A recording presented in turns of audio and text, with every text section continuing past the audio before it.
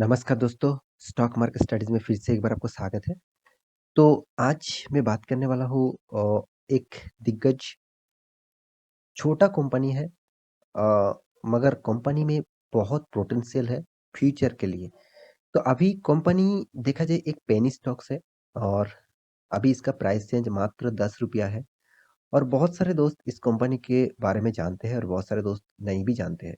तो आप इस कंपनी के ऊपर अगर थोड़ा-सा रिस्क ले सकते हैं, तो फ्यूचर में शायद आपको प्रॉफ़िट अच्छा खासा मिल सकता है। क्यों? मैं इसके बारे में पूरे डिटेल्स में बात करूँगा और मैं कुछ प्रूफ़ भी दिखाऊँगा।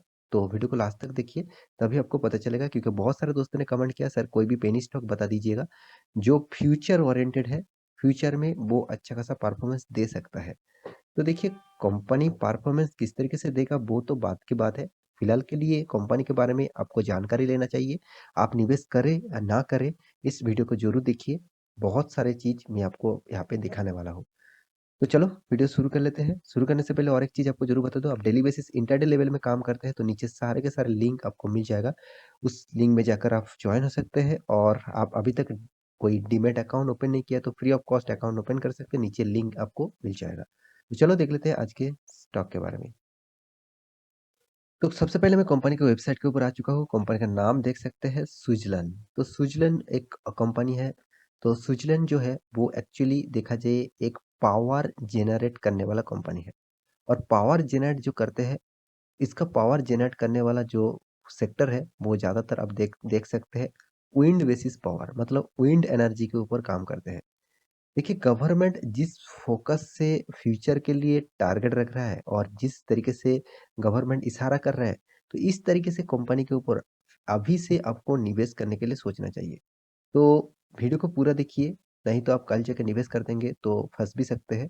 तो कितना निवेश करना चाहिए, किस पोज़ीशन में निवेश करना चाहिए, उसके बारे में यहाँ पे ज़रूर बताने वाला हूँ। तो सबसे पहले कंपनी के बारे में कुछ डेटा आपको दिखा दूँ। यहाँ पे देखिए कंपनी नंबर 1 पोज़ीशन में है ऑल ओवर इंडिया का रिन्यूएबल एनर्जी। तो रिन्यूएबल सेक्टर जो है देखिए 2 टाइप के एनर्जी होते हैं, रिन्यूएबल एनर्जी होते हैं, ग्रीन एनर्जी होते हैं, क्लीन एनर्जी होते हैं। तो यहाँ पे रिन्यूएबल एनर्जी बनाने वाला इंडिया का नंबर 1 कंपनी है और दूसरी बात कंपनी देखिए 19,100 प्लस मेगावाट यहाँ पे इंस्टॉलेशन कर चुके हैं कैपेसिटी को। मतलब बहुत अच्छा खासा काम भी कंपनी कर रहा है। और कंपनी का देखिए वेटेज जो इंस्टॉलेशन है मतलब जितने सारे ये जो आप देख रहे हैं यहाँ पे जो विंड का जो जिसके माध्यम से इलेक्ट्रिसिटी जनरेट होते हैं जिसको जिस टर मतलब इस पंखा को घूमने से ही जनरेटर के माध्यम से पावर जनरेट होते हैं। तो करीबन 12,200 200 से भी ज़्यादा यहाँ पे करीबन इंस्टॉलेशन कंपनी ने किया है। तो यहाँ पे देखिए कस्टमर ग्लोबली जो कस्टमर्स है इसका वो 1800 प्लस ग्लोबली कस्टमर है। मतलब कंपनी का बिज़नेस मॉडल बहुत अच्छा खासा है। तो क्या कंपनी बहुत शानदार है? कंपनी किस तरीके से है? उसके बारे में एक-एक करके मैं डिटेल्स यहाँ पे आपको दिखाने वाला हूँ। तो एक-एक करके डिटेल्स देखिए तभी आपको पता चलेगा हाँ, कंपनी में किस तरीके से परफॉर्मेंस चल रहा है। तो कंपनी के चार्ट पैटर्न के बारे में बात करूँ, तो देखिए company upper circuit, lower circuit बनाने वाला कंपनी है। तो कभी अपर सर्किट बनाएगा, कभी लोअर सर्किट बनाएगा। इस तरीके से परफॉर्मेंस कंपनी करते आए हैं। तो इसमें वॉल्यूम ज़्यादा होते नहीं, ज़्यादातर अपर सर्किट, लोअर सर्किट देखने को मिलता है। देखिए हाँ, बीच में भी वॉल्यूम भी होते हैं, बीच-बीच में वॉल्यूम भी होते हैं। 2 दिन से अपर सर्किट लग रहा है कंपनी में और आप देखेंगे तो 1 मंथ की चार्ट पैटर्न में 16% तक गिरावट और 6 मंथ में आपको करीबन 76% तक रिटर्न। इस तरीके से पेनी स्टॉक में बहुत ज़्यादा निवेश कर देते हैं रिटेल पब्लिक क्योंकि उसको लगता है देखिए 1 साल में तो 100% का रिटर्न मिला। उसको लगता है 1 लाख रुपया यहाँ पे ही निवेश कर दूँ, तो मेरे तो पैसा 2 लाख भी हो जाएगा 1 साल के अंदर। 100% तक रिटर्न इसको सोचकर ही निवेश कर देते हैं। देखिए निवेश करने से पहले बहुत कुछ जानकारी आपको जानना होता है। तो वो जानकारी एक-एक करके दूँगा क्योंकि देखिए 5 साल की चार्ट पैटर्न देखेंगे तो 37% तक नेगेटिविटी और मैक्सिमम ओपन कर दूँ तो आपका होश उड़ जाएगा 92% तक नेगेटिविटी। तो देखिए मैं अ, कंपनी एक देखा जाए तो कभी ₹400 के ऊपर चलता था। अभी 400 से डायरेक्ट मात्र ₹10 बन चुके हैं।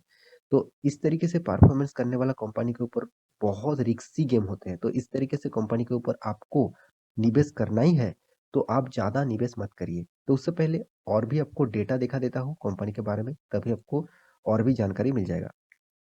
सबसे पहली जो मार्केट कैपिटलाइजेशन देखिए 10,000 करोड़ तक भी पहुंच नहीं पाया, मतलब एक स्मॉल कैप कंपनी आप बोल सकते हैं। तो स्मॉल कैप कंपनी मतलब हाई रिस्क, सबसे ज्यादा रिस्की जो गेम आपको खेलना होगा वो है स्मॉल कैप और micro cap and mid cap company में। कारण जो प्राइस है 10 रुपये है, कंपनी का बुक वैल्यू नेगेटिव में है, इस बात को आपको ध्यान में रखना है। जिस कंपनी का बुक वैल्यू नेगेटिव में है उस कंपनी के ऊपर बहुत बहुत प्रेशर आपको देखने को मिलता है, क्योंकि कंपनी का जो कर्जा है वो 6,640 करोड़ का कर्जा है। चलो कंपनी ने तो प्रॉफिट भी किया, एनुअली जो इनकम है 104 करोड़ का प्रॉफिट किया। कंपनी के हाथ में कैश भी है 482 करोड़ का। और कंपनी का इंडस्ट्रीज पी रेशियो देख लीजिए 30 है, किंतु इसका इसका पी रेशियो बहुत लो है, इसलिए यहाँ पे कोई अवेलेबल नहीं है। रिटर्न ऑफ कैपिटल एम्प्लॉयड 11% है, रिटर्न ऑफ इक्विटी यहाँ पे कुछ भी दिया गया नहीं है। कंपनी का फेस वैल्यू 2 रुपया है, कंपनी अभी तक डिविडेंड नहीं दिया। देखिए डिविडेंड कैसे देंगे, कंपनी अभी तक उतना सस्टेनेबल नहीं है तो इसलिए डिविडेंड भी नहीं दिया। तो कंपनी का परफॉर्मेंस के बारे में बात करूँ, देखिए कंपनी क्वार्टर बेसिस किस तरीके से रिजल्ट किया उसके बारे में आपको ध्यान में देखना है, यहाँ पे ध्यान से देखना, तभी आपको बहुत सारे चीज सीखने को और देखने को मिलेगा। फर्स्ट टाइम कंपनी ने बहुत दिनों के बाद फर्स्ट टाइम कंपनी ने प्रॉफिट किया। हाँ बीच में भी एक बार किया था। तो कंपनी किस तरीके से प्रॉफिट किया वो देख लीजिए। तो कंपनी का यहाँ पे क्वार्टर बेसिस जो रिजल्ट है, कंपनी देखा जाए तो हर क्वार्टर में एक पॉजिटिविटी सेल्स तो करता है मगर उतना सेल्स नहीं कर पाते। तो फिलहाल के लिए कंपनी का सेल्स धीरे धीरे ग्रोथ हुआ है, ये भी एक अच्छा खासा है। चलो कंपनी के एक्सपेंस भी देखा जाए तो उसी तरीके से हुआ जिस तरीके से इनकम हुआ, हाथ में ऑपरेटिंग प्रॉफिट भी बचा है। तो कंपनी के इंटरेस्ट कितना पे करना पड़ा वो भी तो देखना चाहिए। तो इंटरेस्ट इतना ज़्यादा पे करना पड़ रहा है कंपनी को, तो इसीलिए कंपनी ने बहुत ज़्यादा लॉस करते थे पहले। तो आप देख सकते हैं 200, 300, 700, 600 तक कंपनी ने लॉस किया। उसके बाद बीच में 676 करोड़ का प्रॉफिट किया था, क्योंकि इस टाइम इस पीरियड में कंपनी का अच्छा खासा प्रॉफिट हुआ था। उसका जो कारण है कंपनी का आदर्श सेक्टर से इनकम आ गया था 827 करोड़ का।